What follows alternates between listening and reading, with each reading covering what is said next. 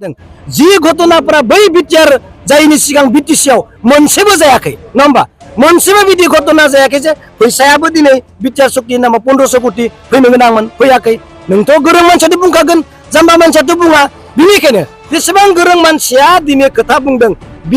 बिटिसिआव जाय घटनाफोरा बिटिआरआव जानायनि थाखाय दिनै बयबो गोरों मानसिफ्रा दिनै बुंनो आखायाव लाबाय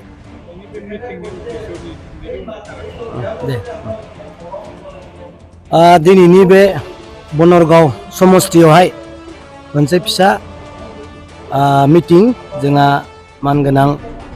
बे समस्तिनिनो जाया इनचार्ज दायित्व मोनदों बिनि आन्दाराव बे मिटिंआहाय जादों बे आंखौ आलासि हिसाबै लिंहरबाय आरो आंनि साननाया बेनो आं दिनै नोंथांमोननि चेनेलनि गेजेरजों बेखौनो बुंदों रायजोनो मोनथिहोनांगौ गोबां खोथा दं जाय खोथाफोरा दिनै अनलि प्रेस मिटजोंल' जाला रायजोनि मेल मिटिं न'खर न'खर थांनानै बुंनायनिबो दिनै सम जाबाय होनना आं दिनै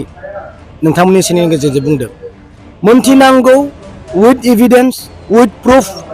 लेखाफोरखौ लानानै मिथिहोनांगौ जोंहा गोबां खोथा दं बिटिसिनि सोमोन्दै बिटिसिआव मा जागासिनो दं बा बिटिआरआव मा जागासिनो दं आं मैया दाखालिबो बुंदों जे मैयाबो आं मोननै प्रेस मिट होदों जों बिटिसिआव मा जागासिनो दं बेफोर गासै खोथाखौ प्रेस मिटआव होआलासिनो आङो बेबायदि मिटिंफोरावबो रायजोनो अपेनलि आं मिथिहोनांगौ होननानै आं दिनै बेहाय फैनाय जादों आरो नोंथांमोननि आं मैयानि खोथाखौनो बुंनो नागिरदों जे बिराद गिदिर आनफर्चुनेट मोनसे घटना जाबाय जे 110टा खामानिखौ बिटिआरनि बाहेरनि बिलासि फरायनाया मोनदों नट अनलि 110टा गोबां कौटि कौटिनि खामानिखौ बारनि मानसिफ्रा लांगासिनो दं बेफोर गासैबो खोथाखौ गासैबो मानसिया मबाइल नाया मिटिं दावथिङाव थांग्रा फ्राय मानसिफोरा गासैबो मबाइल नायजोबा बिनिखायनो आङो मिटिंनि गेजेरजोंबो बेफोर खोथाखौ मोनथिहोनो थाखाय आङो बे मिटिङाव फैनाय जादों এতিয়া আপোনালোকৰ মাজত আজি এই মিটিঙৰ যোগেদি মই কিছুমান তথ্যবিলাক যোৱাকালি মই প্ৰেছ মিট দি মই অৱগত কৰিছিলোঁ কিন্তু মই ভাবিলোঁ অকল প্ৰেছ মিটত মানে অৱগত কৰি থাকিলে নহ'ব এই মিটিংবিলাকতো কৰিব লাগিব যে কোনোবা মোবাইল নাথাকে কোনোবা বুঢ়াবিলাক মোবাইল নাচায় কিন্তু বিটিআৰত আগৰ বিটিচিত আৰু এতিয়াৰ বৰ্তমানৰ বিটিআৰত অৱস্থা কি হৈ আছে এইবিলাক মই ৰাইজক মানে জনাইছোঁ ধৰি লওক যোৱাকালিৰ কথা যে আনফৰ্চুনেট ভাবিব নোৱাৰা এজন মানুহ আমাৰ বিটিআৰৰ যিবিলাক বেকাৰ যিবিলাক এতিয়া বিটিআৰত বা বিটিচিত বসবাস কৰি আছে তেখেতসকলে এটাও কাম পোৱা নাই কিন্তু এই বিলাসী পাৰৰ এজন ব্যক্তিয়ে কেনেকুৱা 110টা কাম পালে এটা দুটা তিনিটা নহয় 110টা 1 কোটি 2 কোটি 5 কোটি 10 কোটি নহয় কোটি কোটি পইচা তেখেতসকলে বিটিআৰত কাম পাই আছে কেনেকুৱা হ'ব তেখেতসকলে আমাৰ নহয় এইবিলাক কথা মই অনলি প্ৰেছ মিটত অৱগত কৰিম বুলি মই অহা নাই মিটিঙতো মই ক'ব লাগিব মই অফিচত বেলেগত যাম কিছুমান এফচি অফিচবিলাক মই ডকুমেণ্টছবিলাক দি দিম আমাৰ বিটিআৰত সঁচাকৈ কি হৈ আছে তাৰ কাৰণে মই এটা কথা কৈছিলোঁ যোৱাকালি নিউজত এইটো কাটি দিছে বা কিবা এটা মানে অসুবিধা হৈছে কি যেন নিউজত বাজা নাই মই কৈছিলোঁ যে জয়ন্ত মল্ল ডাঙৰীয়া এই কোকৰাঝাৰৰ ইলেকশ্যনৰ টাইমত বৰ্তমান দায়িত্ব পাইছে যে এই কোকৰাঝাৰৰ লোকসভাৰ যিটো ইলেকশ্যনৰ ভোট পেটাৰ্ণটো ঠিক কৰিবৰ কাৰণে তেখেতে দায়িত্ব পাইছে মই তেখেতক ক'লোঁ যে মই চিলেক্ট কৰিছোঁ যে জয়ন্ত মল্ল ডাঙৰীয়া আপুনি বিটিআৰত আহিছে প্ৰমোদৰ হৈ কাম কৰিবৰ কাৰণে আপুনি প্ৰমোদ বড়োক কৈ যাওক যে এই বিটিআৰত যিমানখিনি কাম আছে যিমানখিনি ফাইনেন্সিয়েল ছাপৰ্টিং আছে বিটিআৰৰ মানুহকো দি দিয়ক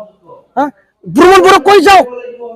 মই জয়ন্ত মল্ল ডাঙৰীয়াক কালি কৈছিলোঁ কিন্তু নিউজত বাজা নাই কিবা এটা কাৰণ আৰু অশোক সিংহল ছাৰ ডাঙৰীয়া তেখেতে গাৰ্জেন মিনিষ্টাৰ হয় আমাৰ বিটিআৰৰ তেখেতক মই কৈছোঁ অশোক সিংহল ডাঙৰীয়া মই আপোনাক চিলেক্ট কৰিছোঁ আপুনি প্ৰমোদ বড়োক কৈ যাওক যে যিমানখিনি কাম পাব লগা আছে বিটিআৰ মানুহকে দি দিয়ক ফাইনেন্সিয়েল ভাল হ'ব ঠিক গোটেই বস্তু চিমেণ্টৰ বাহিৰৰ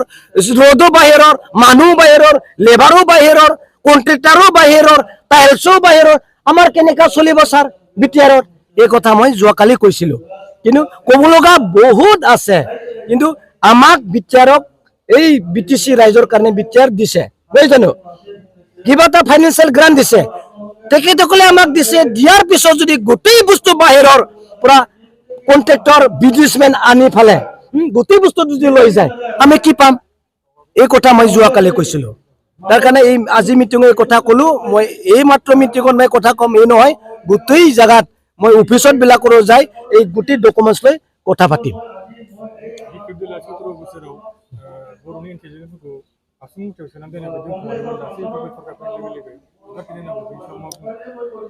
बै बिपिएफनि समाव जिबायदि जानो गोनां घटना जाबाय थादों हा गोबां घटनाफोरा दिनै बिटिआरआव जादों जिबायदि नोङो साकरि होनो हायो सिगाङाव होबाय थादोंमोन बुंनांगौ गैयामोन नङा होमबा दिनै बै बिटिआरआव बाहेरनिफ्राय कन्ट्रेक्टर फैदों सिगाङाव फैयाखैमोन बुंनांगौ सोरबा इन्टेलेक्सुवेला गैयामोन हा दिनै जोंनि बिटिआरआव जि स्कुल प्रवेशलाइननि खोथा हा जिथु दा जायाखै जानो गोनां दंमोन बे कर्टआवनो फैफानाय कर्टआव खिन्थु दिनै जायनि थाखाय गोरोंफोरा साननानै बुंनांगौ जादों जि घटनाफोरा बै बिटिआर जायनि सिगां बिटिसिआव मोनसेबो जायाखै नङा होमबा मोनसेबो बिदि घटना जायाखै जे फैसायाबो दिनै बिटिआर सक्तिनि नामाव 1500 कोटी फैनो गोनांमोन फैयाखै नोंथ' गोरों मानसियाथ' बुंखागोन जाम्बा मानसियाथ' बुङा बिनिखायनो जेसेबां गोरों मानसिया दिनै खोथा बुंदों बिटिसिआव जाय घटनाफ्रा बिटिआरआव जानायनि थाखाय दिनै बयबो गोरों मानसिफ्रा दिनै बुंनो आखायाव लाबाय